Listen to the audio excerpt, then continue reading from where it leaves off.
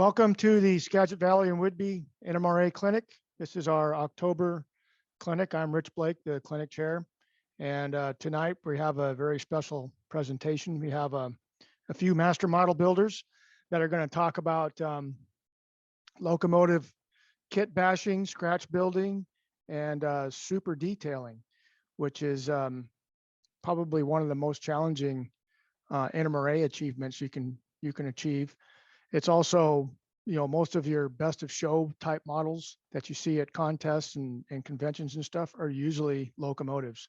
So if you're really into modeling, you can tell the guys that are really into it, they're the guys that focus on locomotive building and detailing and stuff.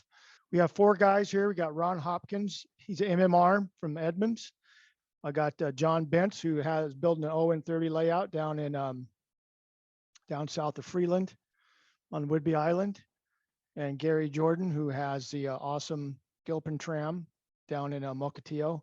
And we have a special guest tonight, Yoshi Ueda from Japan, who is a ON3 modeler, and it's going to show us some of his work.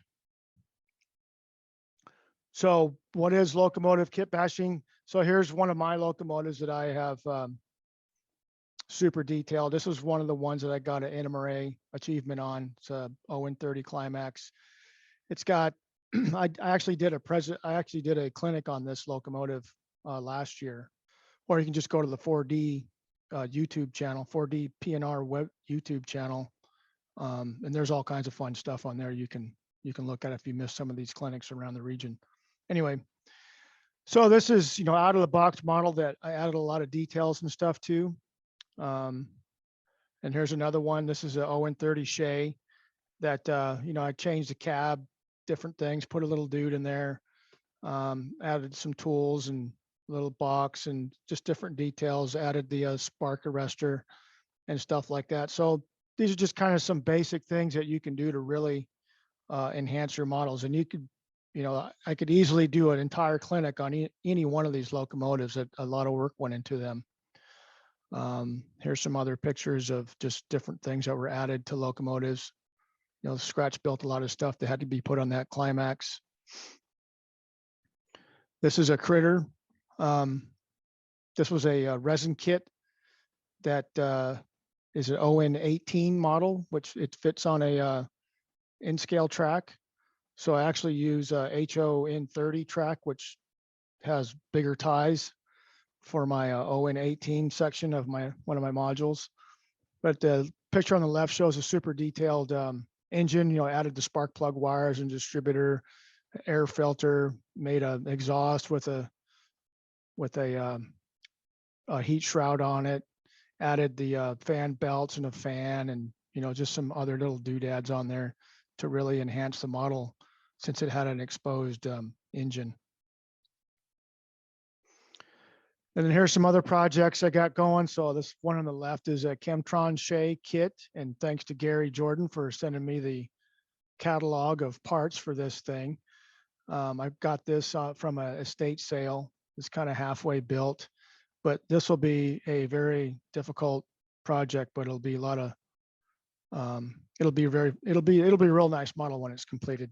So it's basically a box of brass parts and then a whole bunch of castings that have to all be figured out how to assemble. And I'm going to have to fabricate a lot of stuff for this thing.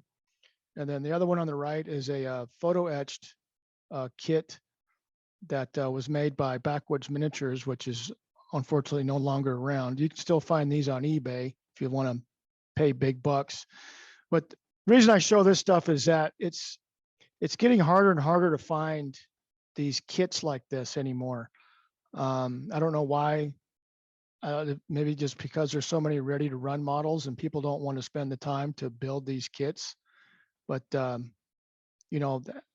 personal satisfaction of building a kit like this is immense. So if you are interested in higher level modeling, then this is definitely something you should try out. And then these are just some of my sources of places where I get parts and or reference material.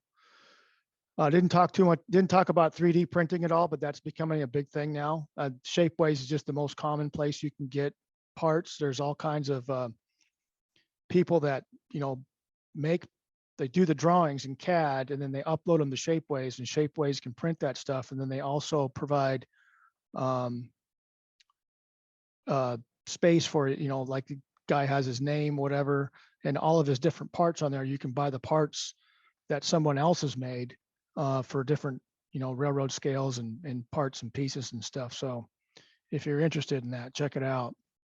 And I'm sure there's other websites out there that do the 3D printing, but that's just the most popular one, Shapeways.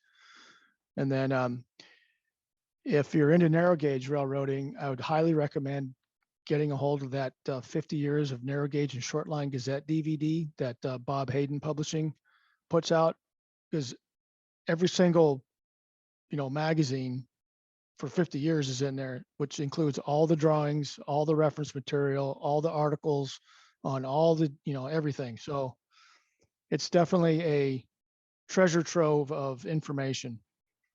And then everybody should know now that Grant Line has closed their doors and they sold everything to San Juan, which was Decals. Now it's San Juan Details, and they have reintroduced the Grant Line parts, and those are very important for your modeling. And then of course there's eBay. There's a lot of stuff on eBay that's still around from this, 60s and 70s. Just got to find it. All right, that's all I had. So for the lineup, Yoshi, would you like to go first since you're in a completely different time zone? Yes, okay, no problem. Okay, I can start. go ahead. So I would like to introduce my locomotives. So, but before starting introducing locomotives, I would like to explain my railroad name. My railroad name is Alicante Mining and Transportation. So Alicante is a little bit strange name. So, but this is a freelance imaginary railroad. So will be located some area in United States. But the name is Alicante is come from the city name of Spain, in Spain. The Alicante is here in front of Mediterranean Sea. Why I use Alicante? No meaning, only I like this sounds. Alicante is a very good sound. So I decide to use this name for my railroad. Okay, no deep meaning. So anyway, so I would like to start to explain my locomotives. The first one is Bachmann Shay, but this is a ON3. So I changed the gauge from ON30 to ON3. And also I add a lot of parts from backwards miniature detail parts. So you can see open cap here, and also you can see some winch, steam winch in front of the deck. And also I changed some bunker for woods. And also big things for this, the pinion gear. The Bachmann's weak point of this Shay is a very weak pinion gears. All pinion gear was broken. So I replaced all pinion gear using from the plastic parts to metal parts produced by Northwest Short Line. Okay. And also Decal is a homemade Decal. I use Alps dry printers and I print everything. And I using for the blank slide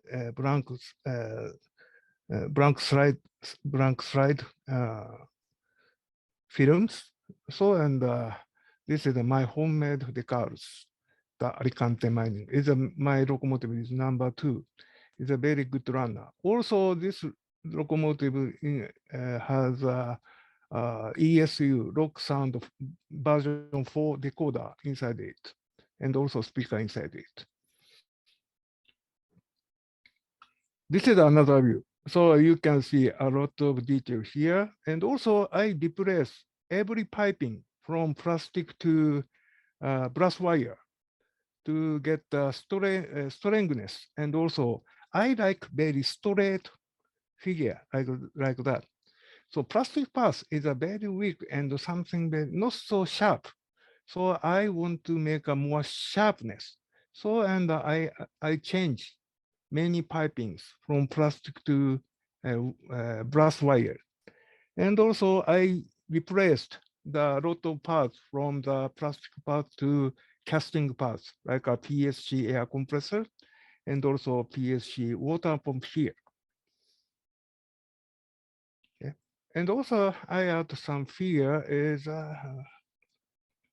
I cannot remember the maker name, but maybe detail associate and something.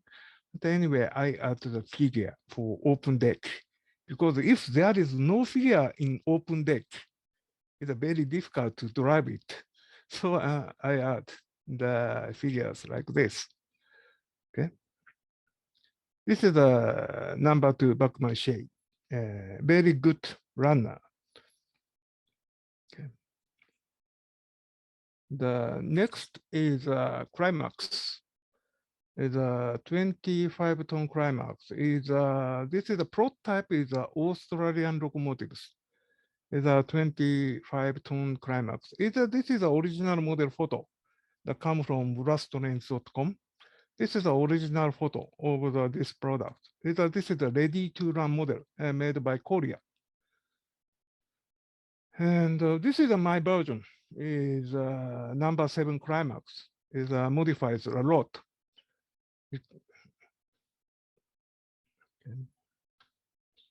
I like to show you in ongoing the product is I replaced a lot of parts and I remove a lot of parts from Climax. Sorry, like this, the toolboxes were removed and fills the fall. I find that a big fall to fix the toolboxes, and I filled the fall by brass plate. And also I change I modify a lot of things because in this Climax is produced in maybe around 1990 in Korea.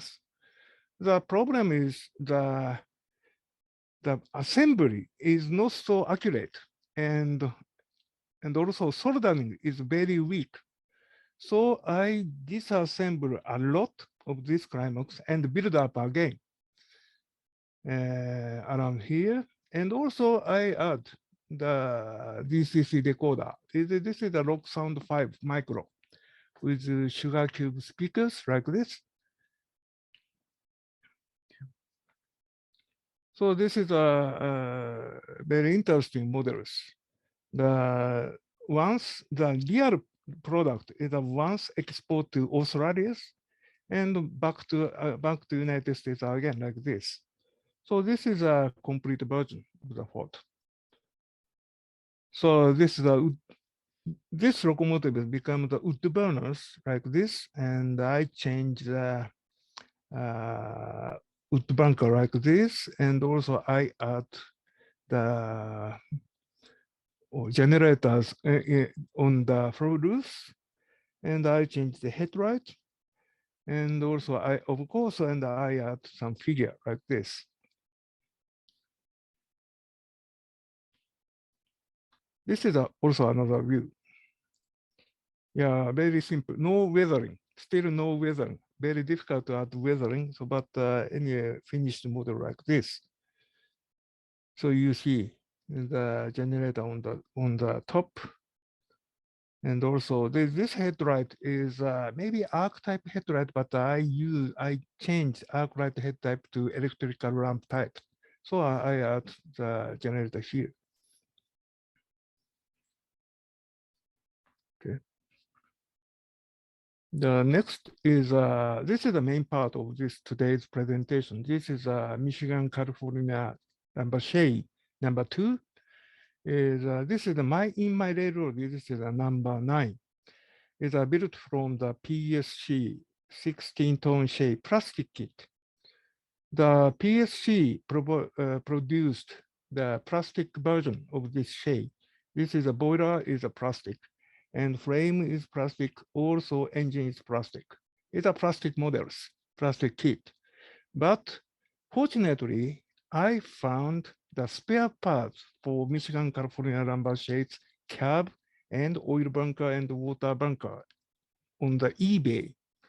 So, and I purchased these spare parts, brass spare parts, and I decided to combine these spare parts and plastic shape.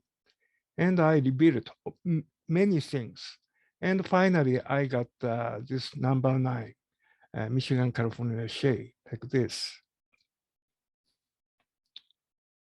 And also I replaced a lot of parts from the plastic to casting, like dome, sand dome, and also generator and bells and something.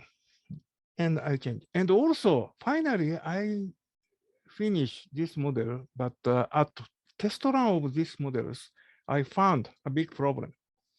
This is the trucks, original truck is made by plastic, but this truck is very weak. So, and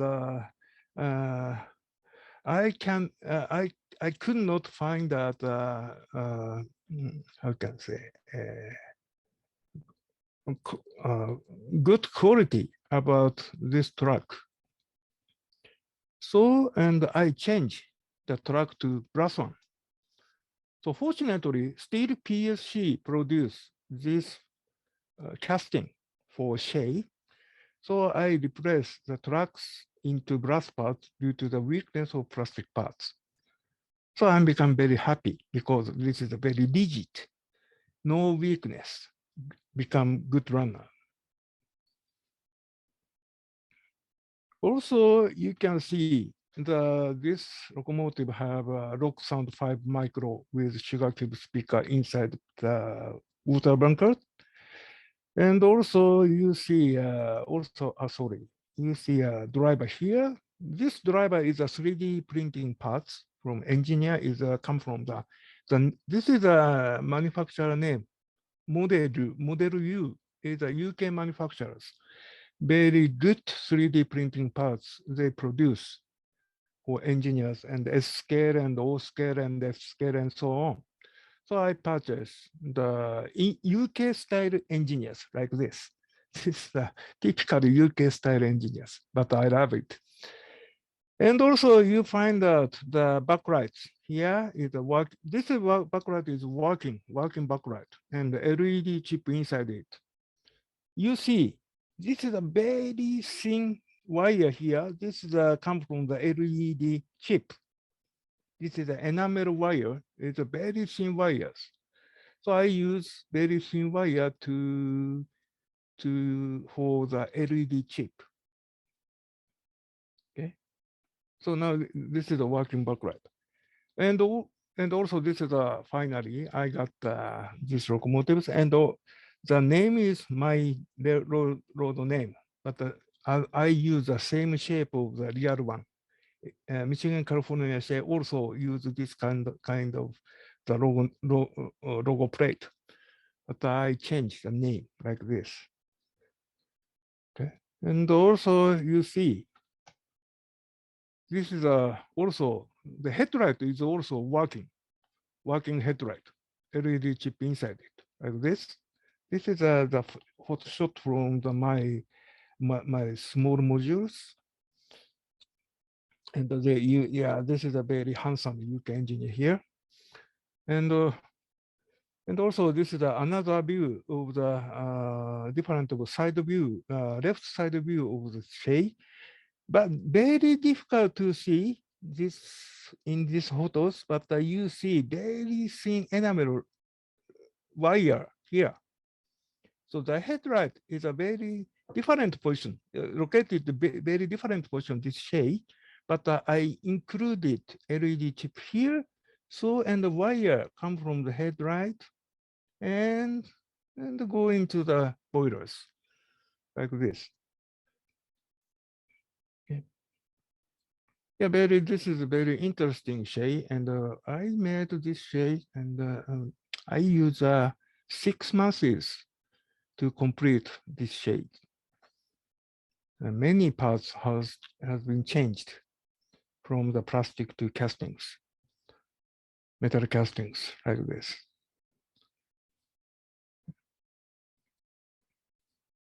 Next is a small one. I built up the backwards miniature 040 engines, vertical boiler engine. Very cute. Very cute. This is ON3. Okay. This is the etching parts, and I built up the engine from the etching parts. Okay. No trick. So this is a very original shape of the come from the backwards miniatures. But this is a very good trick. This small engine has also DCT recorder. Is a micro tsunami inserted in the boilers. Because in the boilers, driving motor here, driving motor is here, but I found out the space for decoder, and I put into the decoder in the boilers, but how to fix the speakers, I found out good areas. This is the speakers. So between the frame, I screwed the speaker here. Okay, speaker here. And this is a driving mechanism is a very, how can I say, conventional system. No trick, the warm gear drive like this. And also, but this is a speaker, and this is a good sound. The Tsunami, Microsoft Tsunami provides a good sound for these locomotives.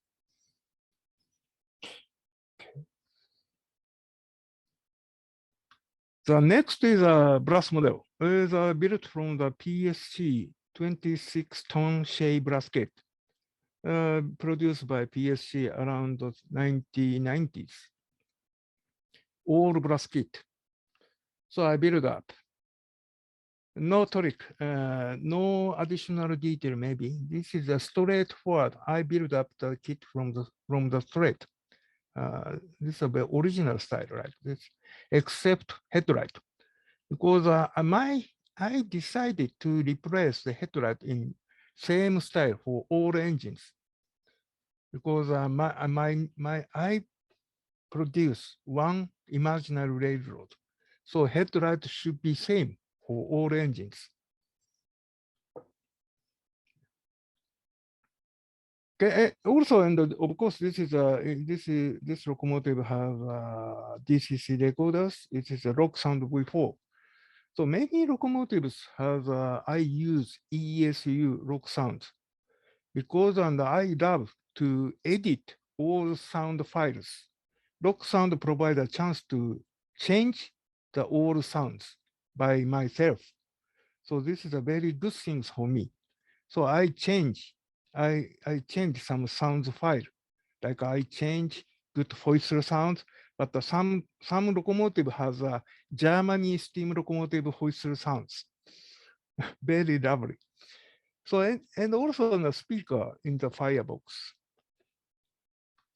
This is a complete version, and I love this kind of detail, small details. Okay, toolbox under the RAM board. It's a very cute. Okay, this is my Shay number 5. Oh, this is oil burner. Also, this is another view, left side view. But after taking this photo, I find out the poor lettering here. So this is a very my problem is I printed all lettering using my Alps printer. But the printing strength is not so good. So some tipping is occurred. So I have to replace the lettering again. Little bit poor.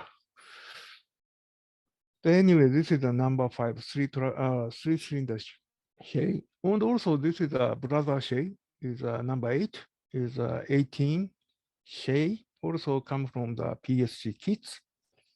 I built that. But this is the original one is a wood burner. So I changed to this one to coal burner. I changed to the stack like this. And also I change the bunker here.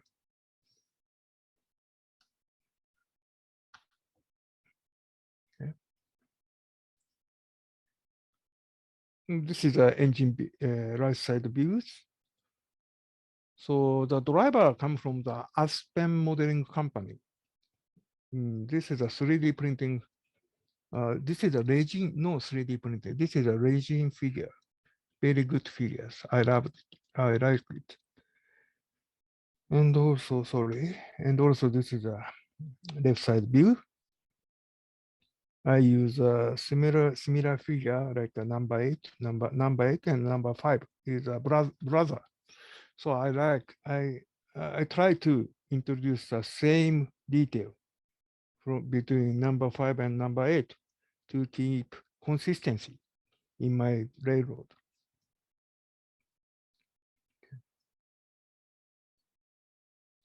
So next is a big one is U-Inter mallets. It's a ON3 version. This is a custom brass overall models. U-Inter number 51. And my railroad also use the same number, 51. This model has no big modification. Only change some detail, only change some small detail and paint it. Okay, this is another view. This is a left side view. Very straightforward. But also I have another U-Inter locomotives like this. This is a U-Inter number 50. Is also in the custom brass overall model produced this model, but I change a lot because like this. This is the original one. Original models that come from the I pick a photo from the brasstrend.com. This is the original models. This is the early era. The custom brass produced number 50 is the early era version. But I like to change this model to later era. So, and this is my model. Today's my models. Very tarnished, sorry. But I scratch built the front deck from this to this. And also I replace the air compressor from the front deck to on the run board. And I add the additional weight box like this. And also, of course, and I modify the new, and I add new coal bunker because the original model has a very interesting coal bunker, but U-Inter replaced this unique coal bunker to normal one. So I change the using brass plate and I scratch built this new coal bunkers. This is an ongoing project. Still, I need some brush up a little bit, of course, and I need to eliminate some, clean up more, and I would like to paint it. And I love the U-Inter models a lot. So, and this is a still ongoing models, more than 20 years. Long time. But also, and I changed the driving system. This is a full equalizing system included. No springs. This is a full equalizer inside it. I change all equalizing system by myself. I believe this locomotive become a very good runner. Okay, now is the time up. So thank you for your attention. And these are my models. I love this kind of modeling. Thank you very much. So any question? A lot of your models, they were not weathered, but they look great. What kind of paint? Paint is a normal paint, like a plastic for plastic models, like a Tamiya or something, Gunze or so on. But Before painting, I blacken it using some special paint. In Japan, I can get a spray type blackener for brass. So I use this kind of special paint first, except after using primer. And at first, paint all black. After that, I use normal lacquer style or number water-based color, and also I use the airbrush. So the road name is a bit different. So the road name is very different, and this is a Spanish city name, but I like this kind of sounds. So, and also, honestly, in business, I visited this city 10 years ago. Very beautiful city. So I love this city. So, and I decided to use this name for my railroad. It was a good name choice. It's very Thank you very interesting, much. Thank you very much. and unique. Those are some fantastic locomotives Thank that you. you built. So thank you for taking the time to present those for us. Thank you very much. Okay, so next up, I got Ron. So I'll get the lineup is going to be Ron, then John, then Gary. So next we have Ron Hopkins from Edmonds. Ron, are you ready?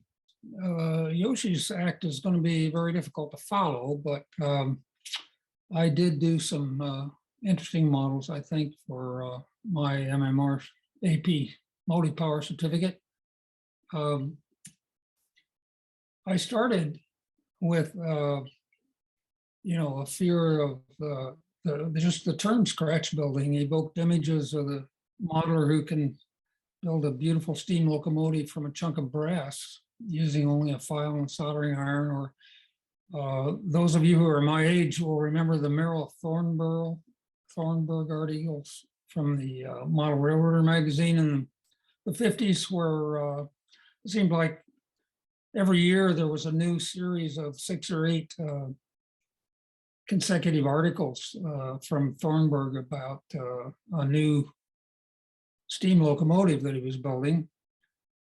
Anyway, those were way beyond my capacity. And then during the first visit of an AP evaluation team, that was Jack Hamilton and Dee Voss, I was reminded that multi-power includes more than just steam locomotives. And I had also been interested in trying some of the alternatives, the kit bashing and so forth that ON3 and ON30 modelers were doing in the magazine. So I decided to give it a try.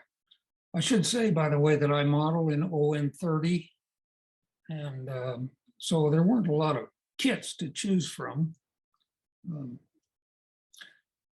My first project was this rail truck.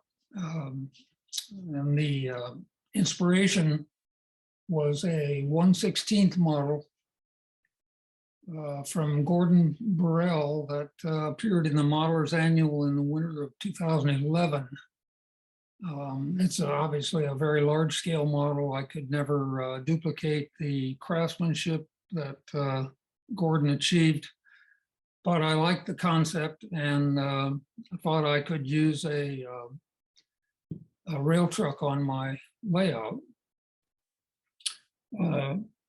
Choosing a power truck was the first challenge, and there I relied on some recommendation or implicit recommendation in an article by Sam Swanson, a very fine modeler, who had used the power truck from an HO trolley, a Bachmann trolley, for a rail truck project that he undertook.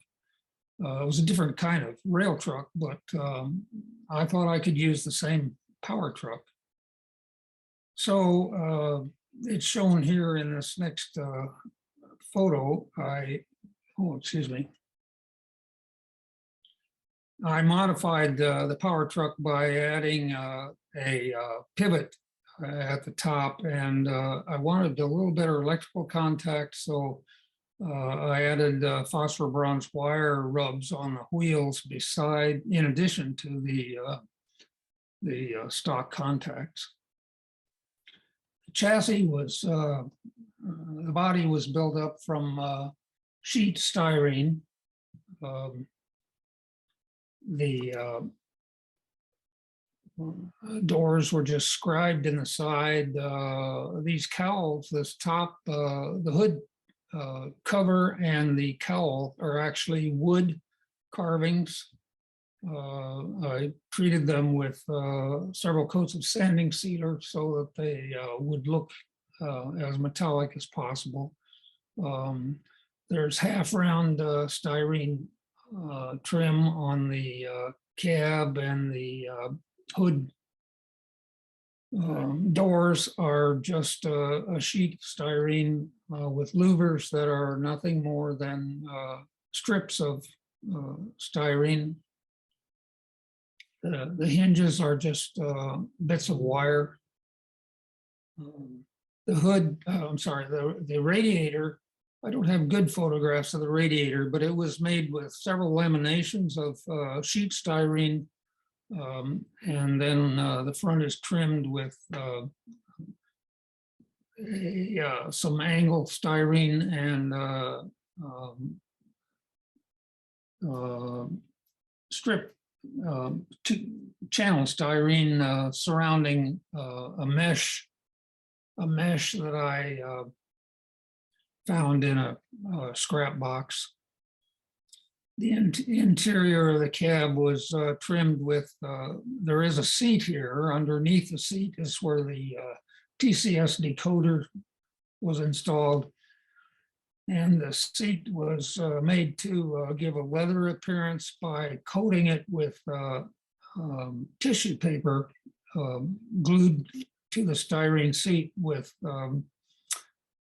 just brown paint. And the steering wheel came from a German staff car plastic model. The shift lever is a straight pin that happened to have a bead on the end or a large ball on the end. And the instruments are just chips of styrene dry brushed with reefer white.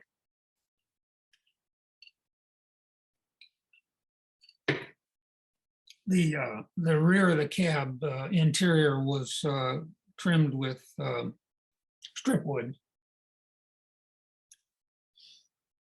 This slide shows the some of the wood, some of the construction of the roof with a wood foundation, truss rods, and strip wood.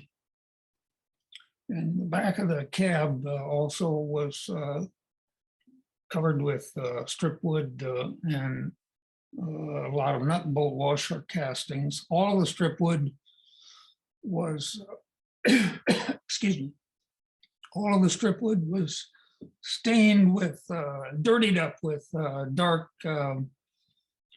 stain of alcohol and shoe dye, and then dry brushed with reefer white before assembly. The basic frame was wood, as was in the case for some prototype trucks of that early 20th century era. And it was reinforced along the bottom of the frame on the corners with angle styrene. The pilot was taken from a Bachmann mogul, 060 mogul, narrowed by cutting out several spokes from the middle and then reassembling it. And I didn't do a lot of underbody detail, but the rear truck assembly was put together with a variety of pieces of styrene and Northwest short line spoked wheels. The pedestals are Grant line rail truck pedestals. And these two photos show the assemblies for the headlight and the gas tanks from styrene tubing and other bits of styrene.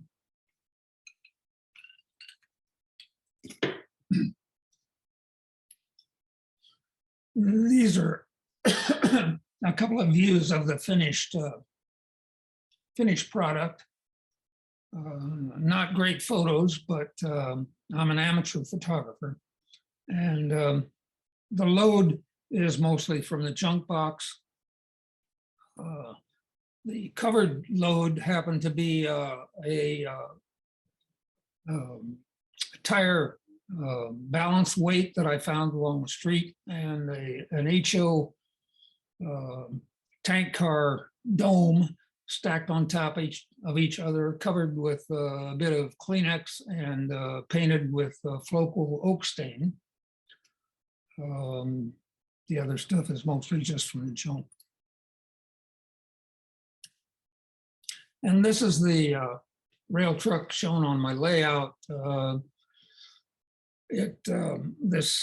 It's assisting in the removal of this trestle. Most visitors think I'm simulating the build of a new trestle here, but it's actually the removal of a now abandoned trestle.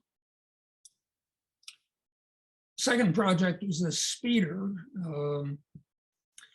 The windows are dirty deliberately because I couldn't really detail the interior, and I wanted it to be as invisible as possible, I guess, with still a lot of windows.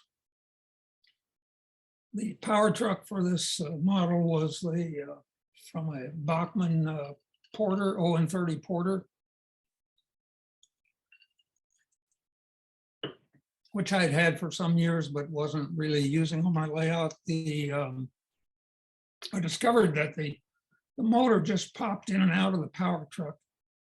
And although it had been turned vertically to begin with, I could rotate it 90 degrees without affecting the operation. So I had a flat spot between the motor and the chassis, and could put in these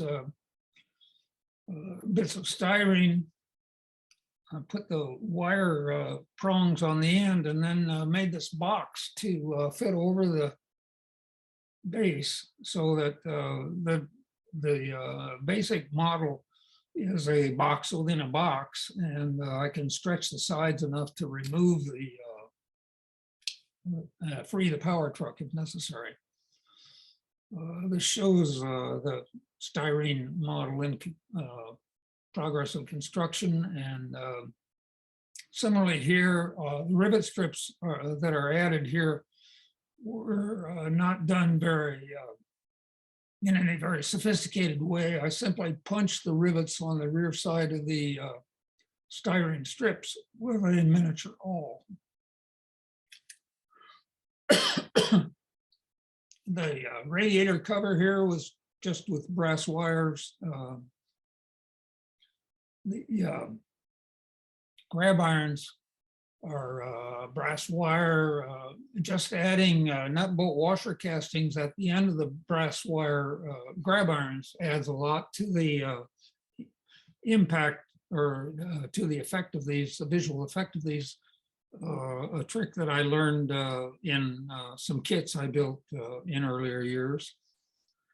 These two photos, I was experimenting with a paint color of flocal aged white. I decided I didn't like that color, but that's why they're painted this way.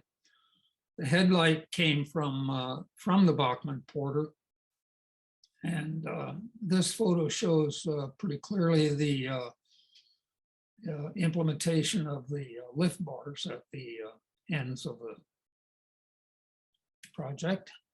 And these are three photos of the finished project. The roof was intended to simulate a metal roof, and I painted it with hand brushed with one of the Martha Stewart craftsman paints. It's a metallic, I believe it's called black nickel, but anyway, it's a metallic craftsman paint. And this is a photo of the final model on my, in front of the speeder shed on my layout. The whole area here is just under construction, and so I have only the basic ground cover down with no vegetation or anything. And I forgot to report that the model itself was hand brushed with reefer white, and then the weathering, I like all my models to be pretty heavily weathered. The weathering is from pan pastels applied with a brush rather than a sponge. The final model I want to describe is an industrial locomotive. And it was based on the Bachmann gas mechanical kit or locomotive. I intended to try to get the general feel of one of these early Whitcomb industrial locos.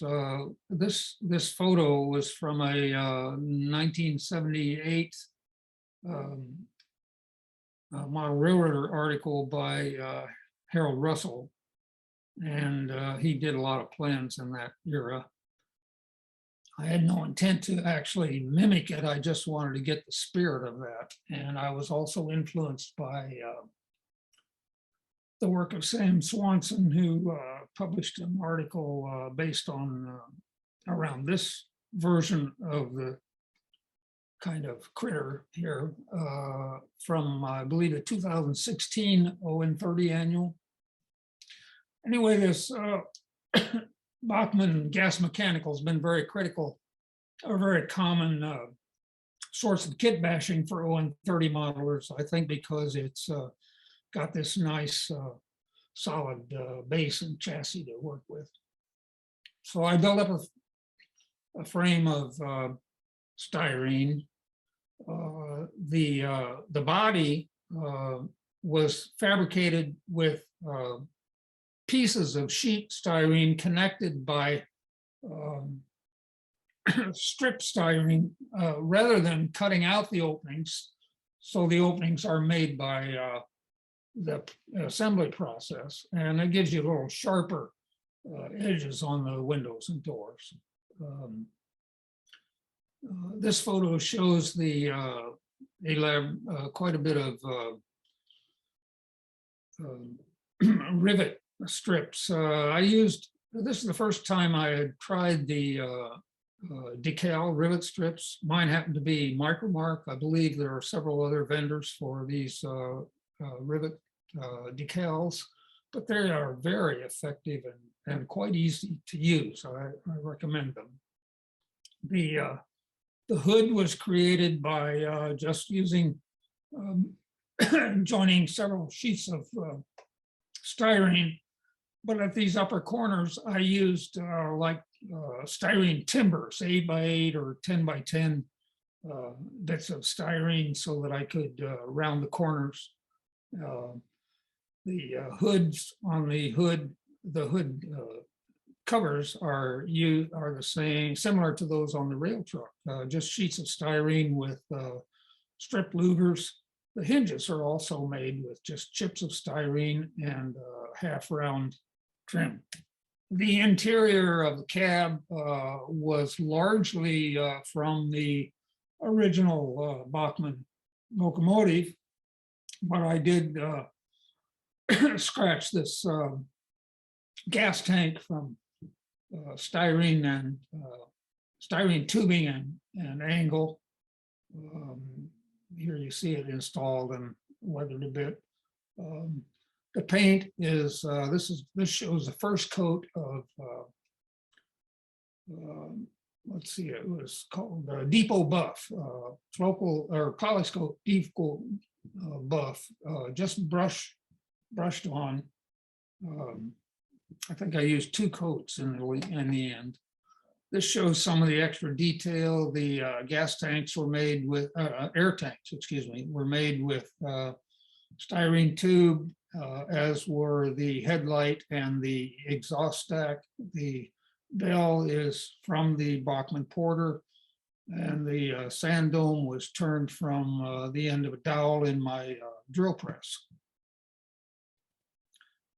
Here, the lift bar for the coupler was fabricated from with styrene material at the ends and brass wire, and the coupler, I think, was just a Katie number 5, which I've used quite a bit.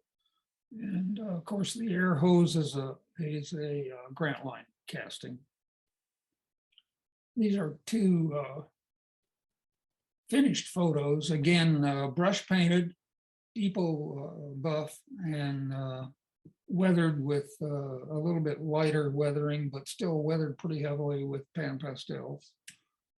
And this shows the locomotive on my layout, spotting a tank car at the one of the fuel depots. So thanks very much, Rich. That's my presentation. Oh, I wanted to say that I'm presenting a clinic on this topic at the PNR next spring in Eugene. I think it's in May. And this is my address, email, if anybody has any questions or suggestions. I'd love to hear from you. Thank you. Thanks, Ron. Those are some cool models. Sid was asking about the Louvre material on the hood. Were those tapered stock? The louvers are very simple. They're just, the louvers are just strips of like 0.01 by 0.06 styrene. The shadowing that any kind of lighting creates makes them pretty effective as louvers without any holes behind them or anything. So that's it. They're a shortcut. So there's a question from D. Voss there about the Davenport gearbox. Have you had to replace the gears in there? He's wondering if you could get replacement gears. No, I have not had any trouble with the gears in the Davenport. I've had trouble with the gears in my other Bachmann locomotives, but not in that one. I think you can get the gear set from Bachmann nowadays. You just got to go on their website.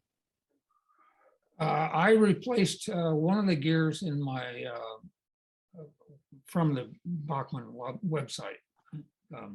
I don't know if I know about the gears for the gas mechanical. Okay, yeah, the 0-30 is nice, especially when you're freelancing. You can pretty much build anything you want and really use your imagination and different techniques and stuff. So it's good to see some styrene building techniques there for building, small critters and stuff like that. Okay, so next we got John Bentz. I have 7 locomotives here, and I'll go through them pretty quickly. The idea is from simplest to most complex. This first one is a Plymouth Switcher. It's built from a Grant line kit that was available maybe 25 years ago. And the only real modification I made was to add a brass tube for the exhaust and a scrap headlight, Bachmann headlight. It's basically an industrial type locomotive that would haul 4-wheel dump carts or something like that. The most complicated part of this is I did salt weathering on it. So the entire body was painted rust color to begin with. And then you slightly moisten it with like alcohol spray and sprinkle salt over the surface of the rust paint color. Let it dry overnight and then come back and paint your final color on. And then meticulously pick the salt crystals off, and you get this flaked, rusted through kind of look. I then came back and did an alcohol wash, silver, what do they call it? Silver or something. and dirtied it up with some pan pastels. And this is the other end. And it's on a power truck that has DCC and a whole bunch of lead weights stuck to it. It doesn't really want to run. I'm going to have to come back and add a stay alive unit to it. The next one is the ubiquitous Bachmann Davenport. And this basically, I just stuck a bunch of new castings on. I also I had a second cab. I cut the doors off, the sides off of the other cab and turned them into doors. So it kind of makes it look a little more massive. Added another headlight, brass bell, that's the stock horn, brass tube for the exhaust and air cylinder. This is a little muffler that came with Backwoods Miniature Kit that also included a bunch of skirting that would be more appropriate for a steel mill. So I didn't put that on there, but I did put the radiator guard on, added air hoses and cut levers. And because this kind of goes on the main line from time to time, I added marker lights. And here's the rear view.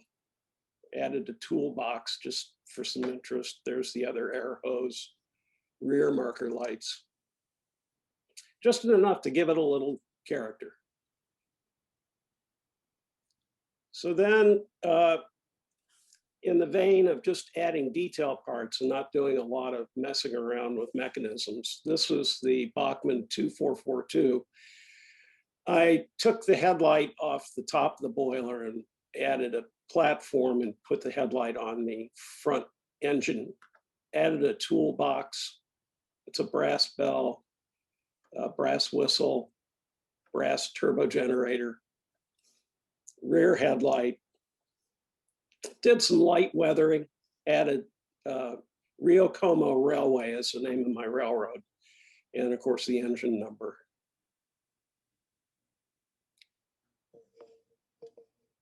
Why did I put that in there twice? Well, that was dumb. Here's a more close-up view. Not a lot, just light. It's a layout engine. I didn't want to load it up with a bunch of stuff and run the risk of having detail parts falling off. Here's a view, front quarter view. It shows the toolbox, a little platform, and then the light. I get a lot of my castings through Weisman. I have gotten some precision scale. I also use Grant Line like Rich and was discussing earlier. That's just the rear of the tender. The only thing I did was add a platform and headlight. And I still like MV lenses. Railroads didn't start running with their headlights on until after 1949 or 50. It was mandated. Before that, they didn't use their headlight during the day. This is a little more advanced. I did, this is a Banta cab, which is, I need to work on that. I added piping, air compressor, turbo generator, water pump, brass bell, and piping. There's the exhaust pipe from the single lung air cylinder, and then the line going back to the air brake equipment in the cab. That's a pop whistle that I added. And I dirtied up the cab. This is really just a relic. You know, it's usable, it's serviceable, but it hasn't been taken care of.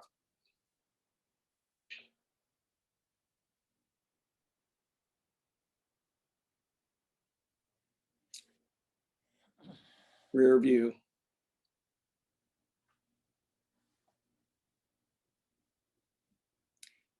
This is a step up. This is, again, is a Banta cab. This is a road engine. It's used to haul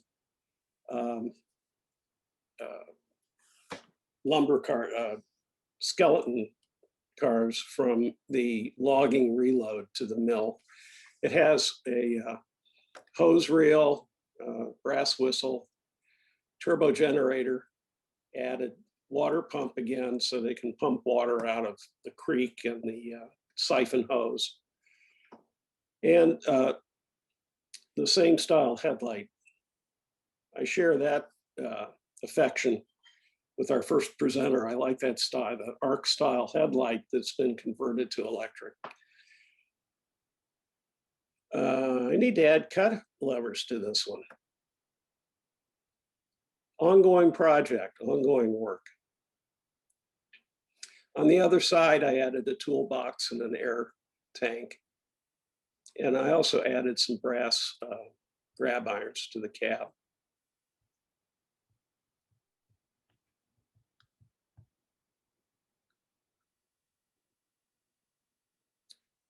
And a toolbox. This is a small detail, but I added this roof hatch to the Banta cab. There's a little piece of corrugated iron on top.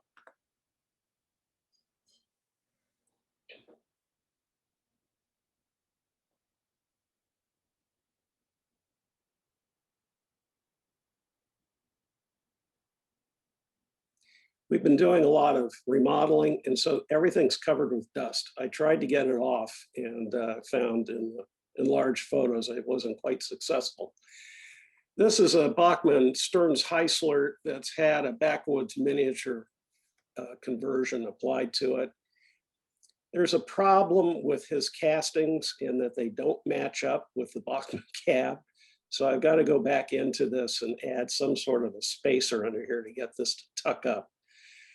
But I did add piping, an air pump, single lung air pump, piping connecting it to the air tank, back into the cab, brass bell. That's a stock headlight. On the other side is the air tank, and I put the turbo generator up here on the front running board. The other portion of the conversion is this complete tank replacement. I added a steam pump to that. And I think I had to add, I may have added this. I can't quite remember. Runs like a charm. So all these locomotives have been good runners for me.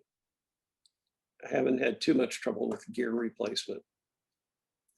I added a toolbox here and also cab armrests.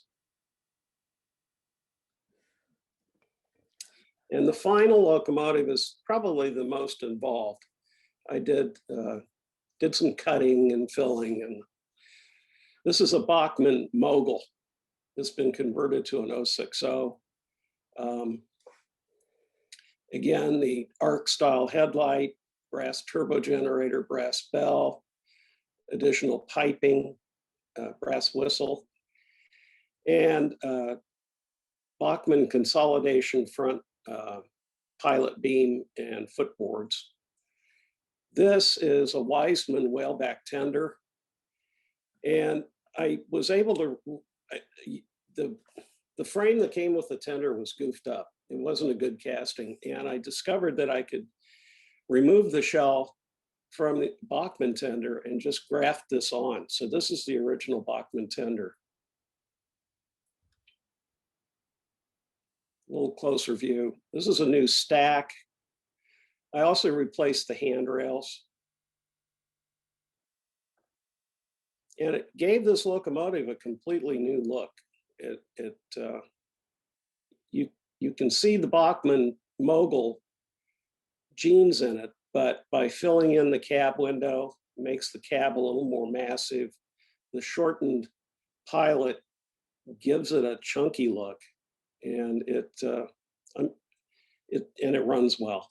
This is the original Mogul, so it does not have the new DCC gear in the tender. I went in and installed DCC just in the locomotive. It's jammed in there. there's a conversion that's possible.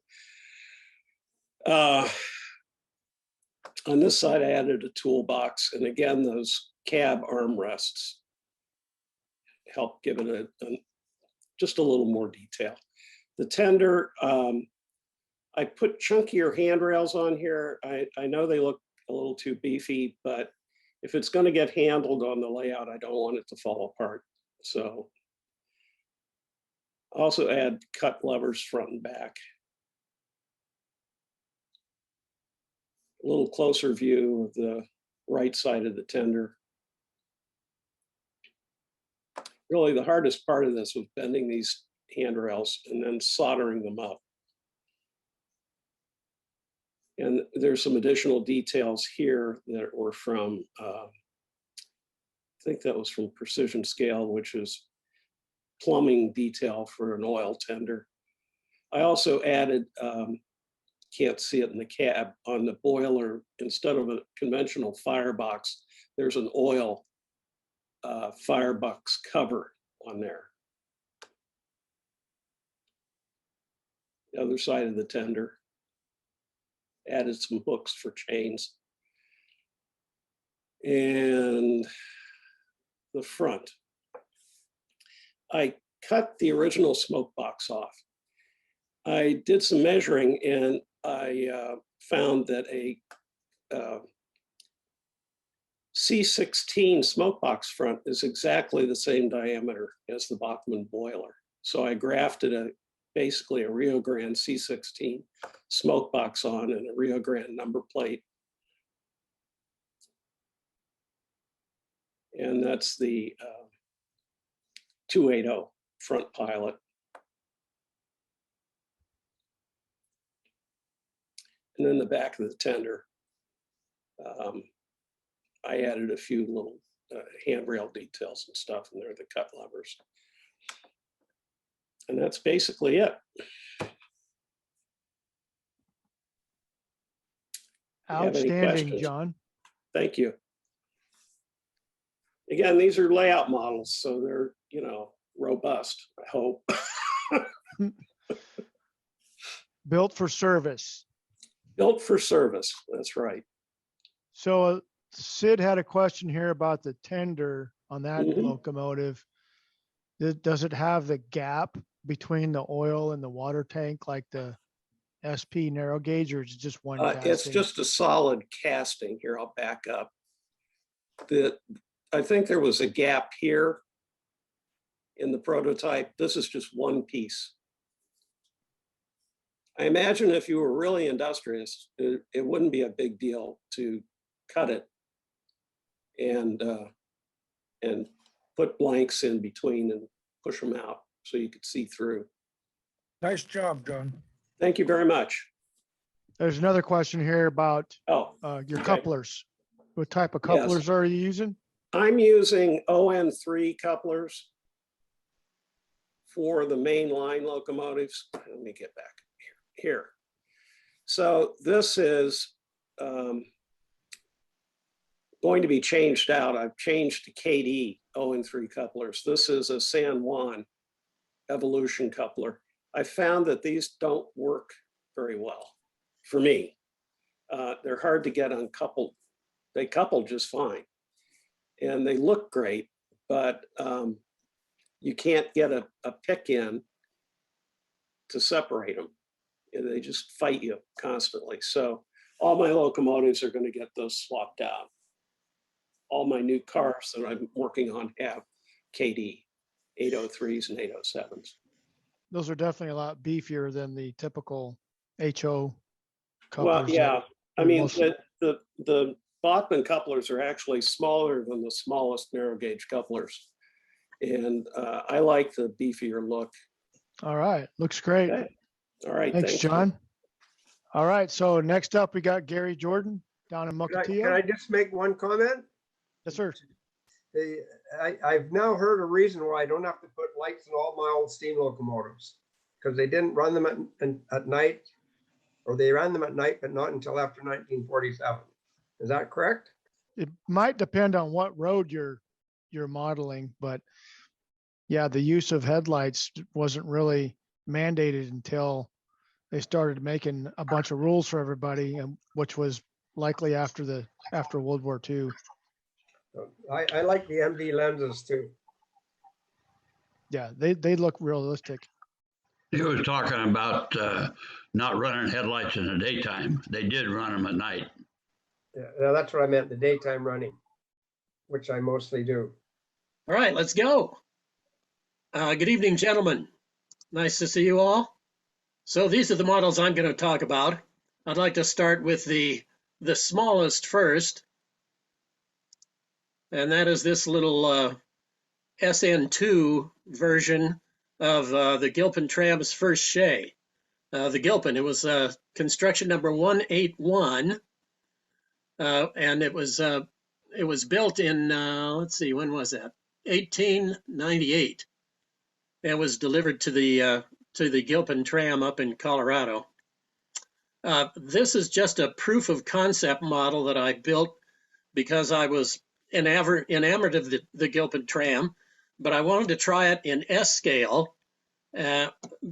Unfortunately, S scale is just not big enough. I found that Grant Line had ore cars in S scale, or that would work in S scale, but the whole thing was just so fragile that I couldn't have operated it. So this little locomotive graces my Christmas tree with a couple of others going in circles underneath the tree. So I didn't really super detail it a lot, just enough to give the impression of a locomotive because I just wanted to see if it would work. This one has a Northwest Short Line drive. These are HON3 wheel sets, and the drive mechanism is out of one of Northwest Short Line's little Shays. It works really well. It's noisy, but you know, it was proof of concept, and you know, that's what it did. It told me that I couldn't use S scale in 2-foot gauge and have it work. It just wasn't going to happen. But this still runs under the Christmas tree every year, so I guess I did something right when I built it. It's all brass. The boiler is a Conestoga boiler, and that was the biggest challenge, getting this little section right here to fit between the boiler tubes and the smoke box back here. But it was a challenge, a real challenge. Let's see. So it was, like I said, it was proof of concept. Didn't quite work out, but I still run it every year. The next one is another 26-ton Shay, this precision scale kit.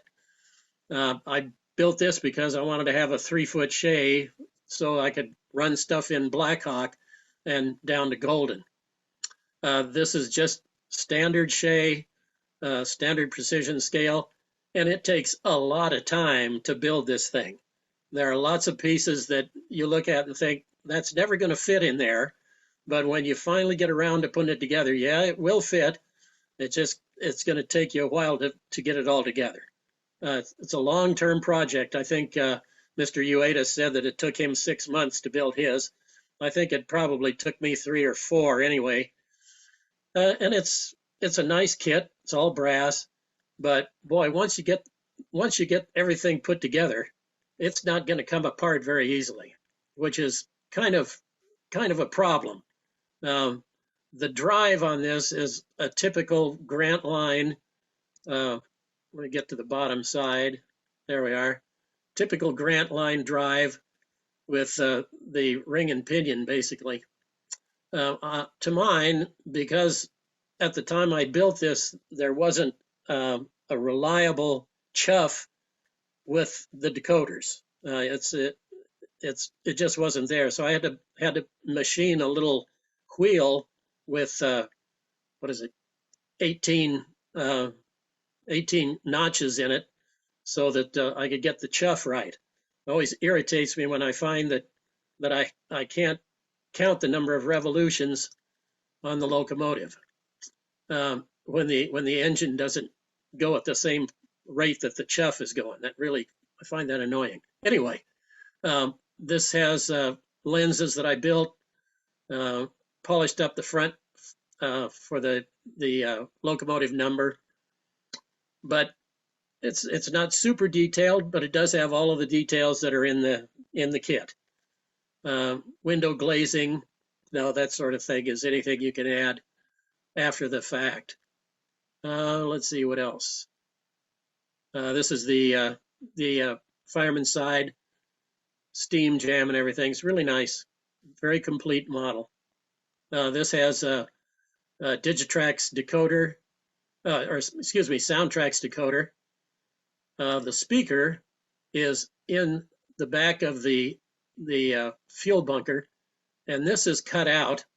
I cut this out of the back so that the speaker could have direct access to the air behind. Again, Katy couplers.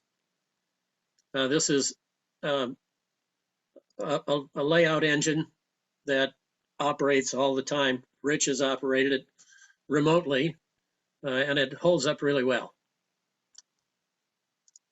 The last locomotive I want to talk about, this is an O-scale standard gauge GE. This was one of the 7 plant switchers for the Ford Motor Company, and I think it was in Dearborn, may have been Detroit. Anyway, I built master patterns for this when I was working at Northwest Shortline and at Chooch. Shortline wanted to produce 50 kits of this to enhance their line of products, I guess. I made the master patterns. 2 of these, I made the originals out of styrene. So there's 2 ends that are the same, of course.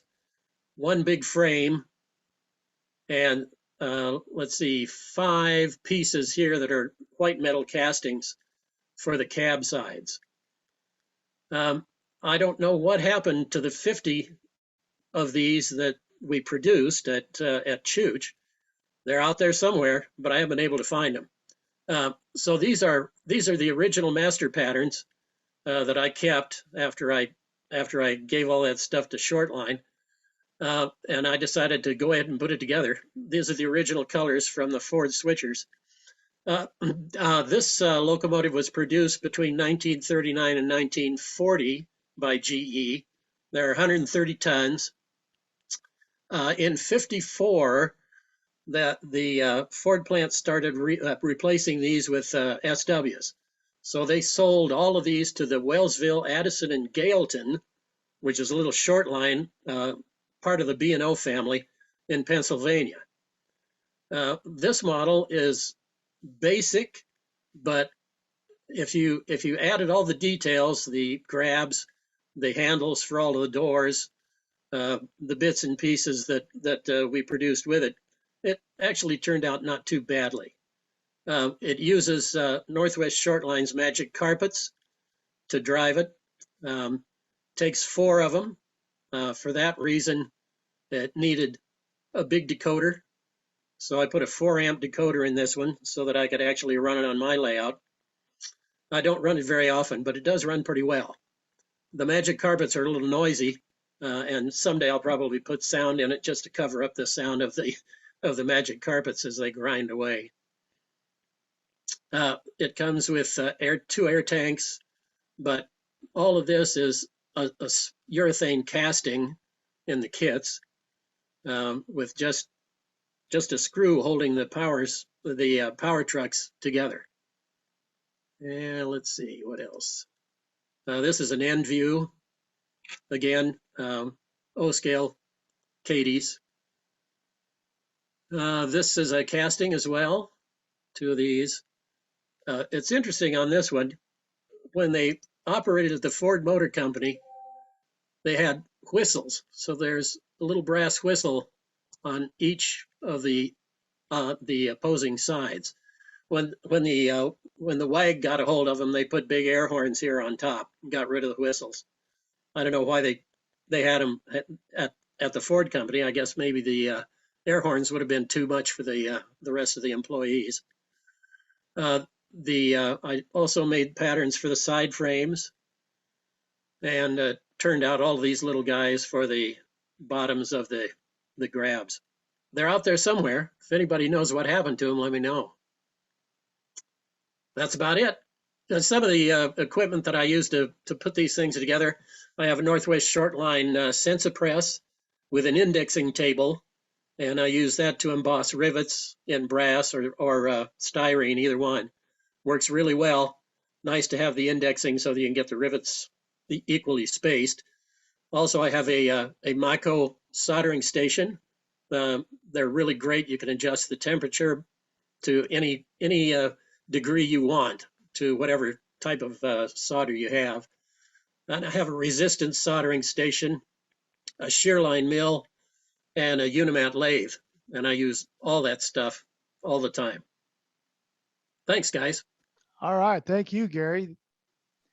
So for anybody who's not been to Gary's layout, I think didn't you do a layout tour that's on the YouTube, Gary? Yeah, it's up there. It's on 4D PNR. Okay.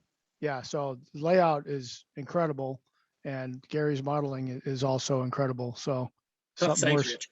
something worth seeing for sure. And a very cool subject. Gilpin tram is a very interesting little railroad for Colorado buffs anyway. The only 2-foot gauge in the West. All right. Well, I want to thank all of our presenters for volunteering. That was a very interesting set of clinics. So, and very inspirational. So if you got some projects laying around that you think you might want to work on, then there's no reason not to. You can see what can be achieved with a little bit of time and effort in these models. So thanks again to you guys for providing that information for us.